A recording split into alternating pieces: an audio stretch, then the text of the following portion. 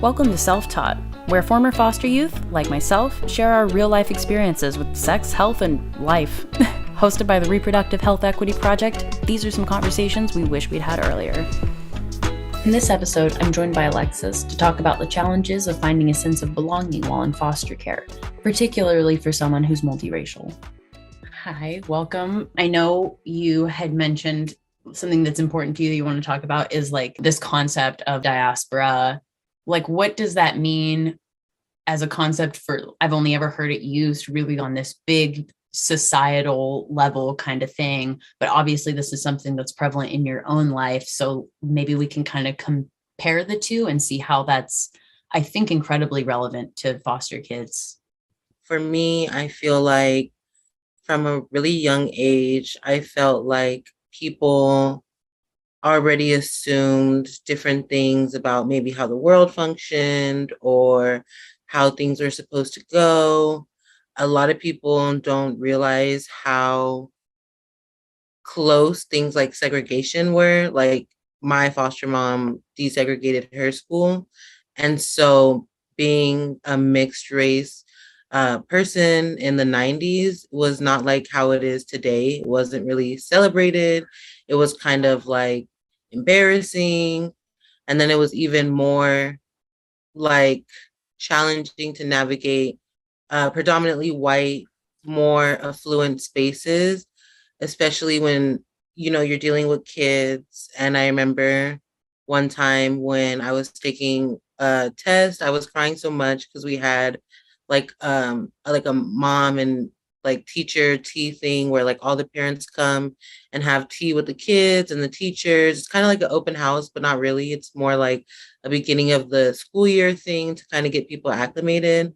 And they were just like, the kids were like, well, there's no way that's your mom. She's white and you're black and this and that. And so like from experiences like that, it just kind of really set it off like, okay, you're kind of different. You just don't like fit into one box or the other. You fit into multiple boxes.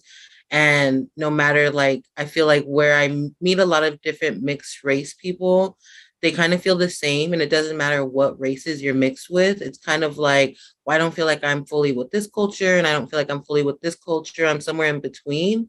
And I feel like that's something that I've been bringing into a lot of spaces is like, we had webinars where it was like, there's a black space and there's like a white space. And then I was like, we need a mixed space. And when we had that, we had such good dialogue.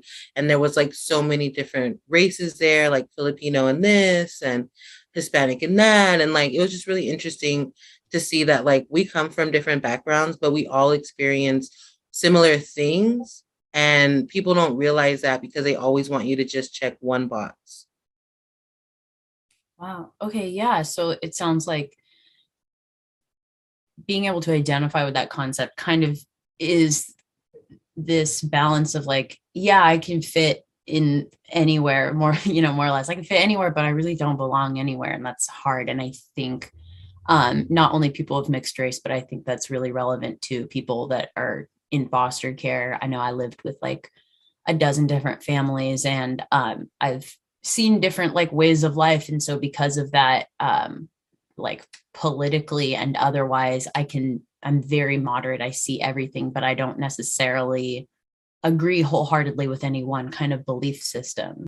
It sounds like as a kid, you had like a hard time with finding that kind of sense of belonging in family. But I know that you've mentioned in the past that you have been able to, can you speak a little bit to what has given you that sense of belonging in community?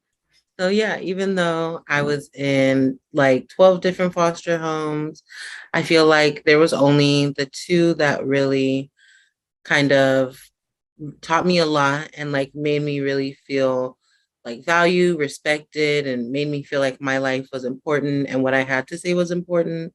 I met my friend's mom when I was 15, and my friend was like, she wasn't really my friend. She was my foster sister's friend, and she was younger, so she was like 11, 12, something like that. And then like I don't know. My foster sister brought me over to her house and I just fell in love with her family. And her mom said, like, if you were, she said something that I would adopt you. And I was like, you should go tell her that I'm a foster kid and that I want to live here. And like, she let me live at her house. And like, I don't think I was really supposed to be living there for a long time because like they have to do all the paperwork and things like that. But they kind of let me do it. And then eventually I just ended up going like living there and then they put all the paperwork there. But she was really just one person in my life who didn't really care like what I wanted to do or like what kind of music I listened to or how I dressed. She just was really focused on allowing me to express myself and allowing me to say like kind of whatever I like, not like whatever, but like, you know, express my views at the time. And even now, like we laugh, like I can't believe, you know,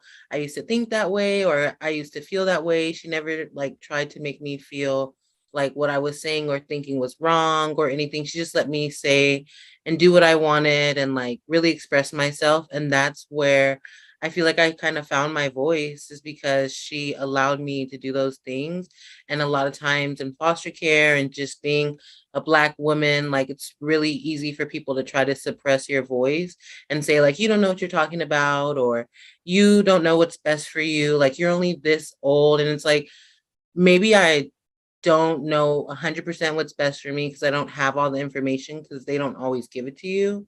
But I know what I feel is best for me and like what I need in the moment. And if it has to be a learning experience, then it can be. But for the most part, I feel like I made all the right decisions when I was younger. The only thing was when I had to figure out if I wanted to be adopted with my brother or sister or let them be adopted.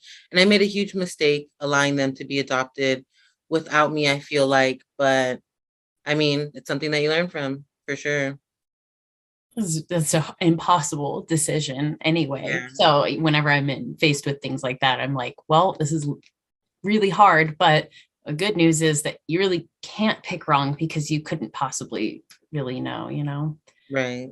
And I guess I just also wanted to like emphasize uh, her giving you that sense of efficacy because like you said, yeah, maybe we're not going to make perfect decisions, but sometimes when you're forced to grow up fast, but then you're still treated like you're, you know, maybe you're 15 in your body, but maybe mentally you've been through enough that you're much older than that. And then losing that sense of control over yourself when you don't have as much already is tough. So I'm glad that you were able to have that. And I'm happy to hear stories of other people that have had similar things because I've had other families take me in just like that. Like I wasn't legally living with them, but I lived with them and just grateful for those experiences. Yeah, I just wanted to add to what you were just saying also. Because I left my foster mom's house. I call her my Roro, but because she, I think it was like 16, 17, because she had to take care of her mom. So then I had to move to another foster parent's house.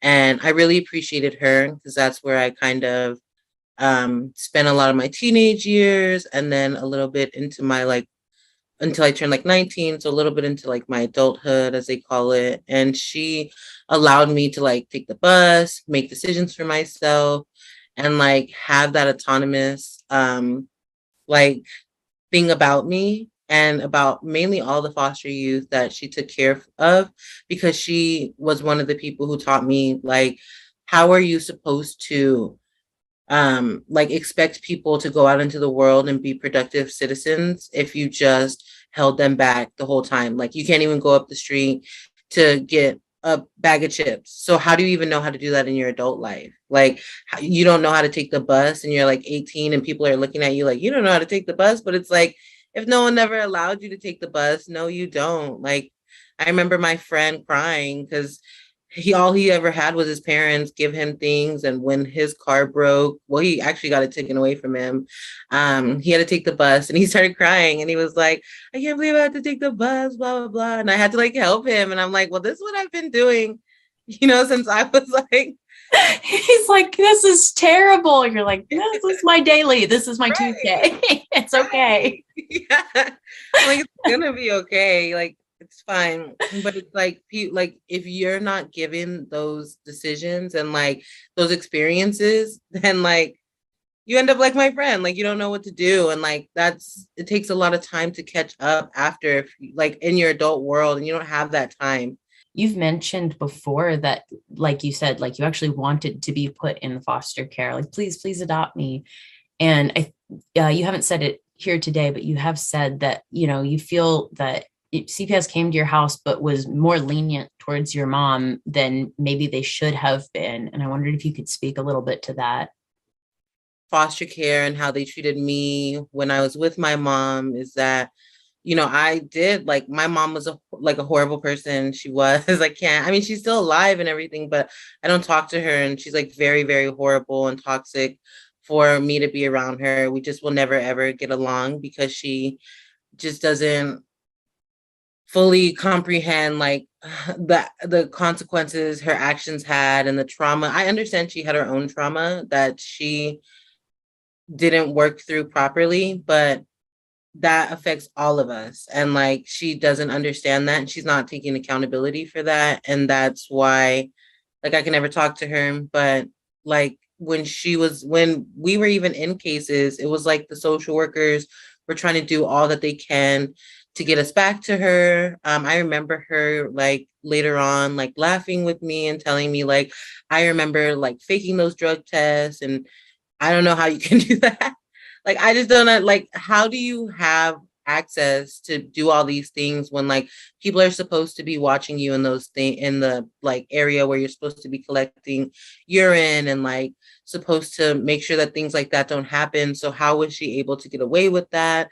I remember just the social workers keep coming back and they were like, hey, just fix this really quick and we'll come back next week. But it was like, I'm being like tortured by my mom, and like she like just kept getting all these chances. And so finally, after like me calling, having the neighbors call, because I've had neighbors, we lived in a gated community, and my neighbors were like, we're not gonna call DCFS for you. And that's another part of like what made me autonomous is they were like, we're gonna give you the number, and when you feel like you're ready to call them, you call them, because they knew what was happening. They saw how I looked, and I mean, they just gave me the the right to do it for myself. And so it took a lot of convincing, even with the police. Like there was just stories my mom told them that like were just untrue. And I'm like only 8, and I'm like taking care of my brother and taking care of her.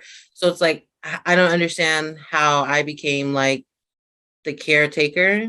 And so, and like 8-year-olds aren't supposed to be the caretakers. And she had like a broken foot.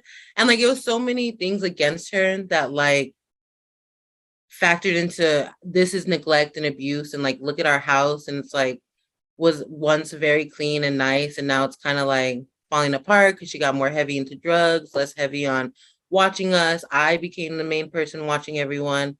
And so yeah, just even now in foster care, like when I talk about my experience, people don't assume that a white woman abused me.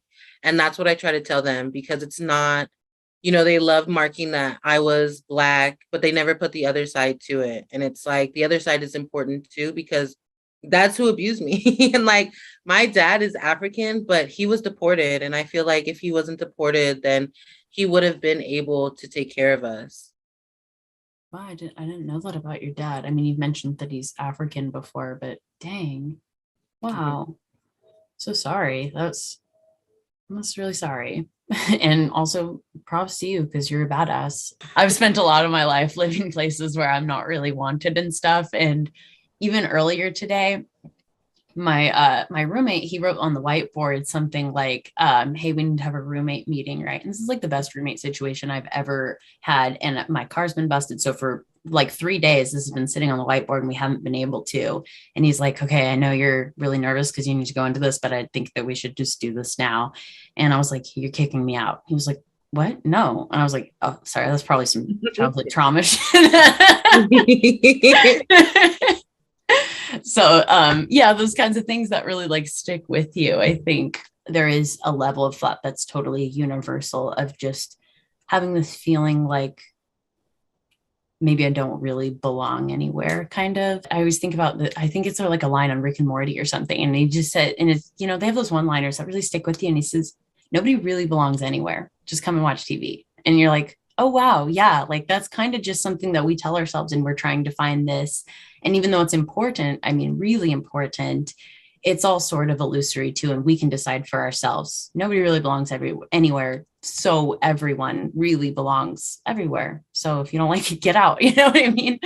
um and I also think on the not so positive side of that, I know I'm kind of like a little bit of a super achiever sometimes, but I think that that's because of that, because I think, well, you know what, if I don't belong here, if I don't feel that sense of belonging in community, you're at least going to be jealous of me because I'm going to be so successful. I'm going to get everything I want out of life. That's my sort of spite mission. Earlier we've talked about how you did find that sense of belonging, though it was like challenging and took time, obviously.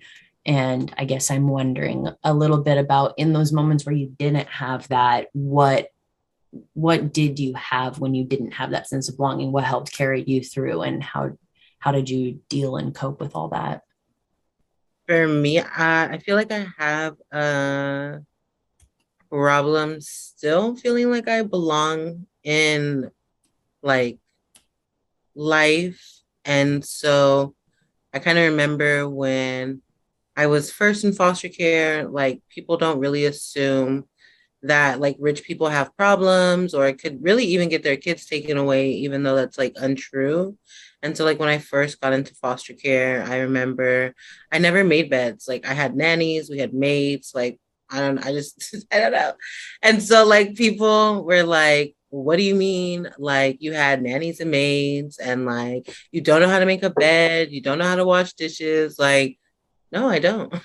So like that was really hard to like convey to people because they thought like I wasn't telling the truth. They didn't realize like to the extent how much money like my family had and like how I don't even know how my grandpa went from being extremely rich to like not so rich, and like my grandma is like a super millionaire now. So like just getting people to like kind of understand, like it's such a unique situation. It's hard to resonate with people because they just can't believe so many things. Even my Rose family were like, for the longest we really thought you were lying about your mom being white, and then we met her at your graduation and you look just like her, you're just darker, it looks like you're her with a tan. And I try to like, I know and everyone always says that when they see us. And like, I don't need to lie to like, I don't know, fit in or I don't know. And so like that kind of left me, I don't know, kind of like feel like just keeping to myself. Like, even though I'm a really outgoing person who loves people, it's still a lot of things that people don't know about me. I'm not like really like ready to open up to people. And I don't feel like I belong in a lot of situations. And I still to this day kind of find it hard to like, I don't know, feel like, I don't know, people care about me or people love me because for so long I just didn't feel like anyone did. And so all I've ever had is me. And so I try to do things that like make me happy or like, I don't know, like kind of boost myself up. And so I kind of found that kind of hard in my relationships is because I do spend a lot of time like hyping myself up. So like I'm gonna be proud of myself. I'm gonna always talk about the accomplishments I did, but I've noticed like with either toxic friends that I've had to leave or other things, like they said like, oh, that's all you do is like talk about yourself and blah. Well, that's all I've ever had though. And Yeah. so, like, yeah, and that's why I feel like the only advice I can give to people is just stay true to yourself. Like, your life and your experiences. And even if other people don't believe you or don't, I don't know, like want to believe you, I don't know, like it doesn't matter. Like, that's your experience. Hold on to it. You can't change it. And you shouldn't change your story or your narrative for a long time. For a long time, I just allowed people to assume I was just some poor, probably like Black girl who lived in the hood. And like, I never experienced the hood until I got into foster care. And so it's just like, people need to like drop all those assumptions and really listen to people for who they are. And that's kind of where I'm at now, is like I just focus on making myself happy and doing things that are good and positive for myself. And that's really all you can do in this life, because you can't chase other people's opinions. And I had to learn that young to truly be happy. Wow. I've like come to learn this new word that I love recently. It's called a synchronicity. And as far as I understand, like it means when something happens in your life that is just such a strong coincidence, you feel kind of just one with the universe. And so now I'm sort of chasing that dragon, I guess, because I feel like I've had them before. And so now I'm kind of curious about other people. Have you had synchronicities with your crystals? Yeah, I remember when I first started getting into collecting crystals, and I have a grandma who is white and also a millionaire. And I haven't talked to her since I was like 8 years old. And I remember for some reason, I was like, like you have to cleanse your crystals before you give them intentions or use them in any way. And so I was like, I haven't done that in a while. I should do that. And trying to figure out how I should do that, using like salt or water, or like using Palo Santo or something. So I did salt and Palo Santo. And then I think like 2 days to like a week later, my grandma, who I hadn't talked to in like 8 years, was like, oh hey, like emailing me, like I just want to let you know that like I'm proud of you and I see the things that you're doing. Oh. And then she sent me like $500. And so I thought that was really interesting that like I haven't talked to her in so long. And like it was really a coincidence that it just happened in that way. And I haven't talked to her since, but I sent her things and haven't like gotten any reply back via email. So I don't know what that was about. Yeah. Wow. So cool. I'm so glad that I asked you that. Oh, that I don't know what That Palo was Santo is, crazy. but I'm gonna get me some. Yeah. Thanks for stopping by. To hear more and support our cause, like this video and subscribe to our channel. And check out fosterreprohealth.org for more resources.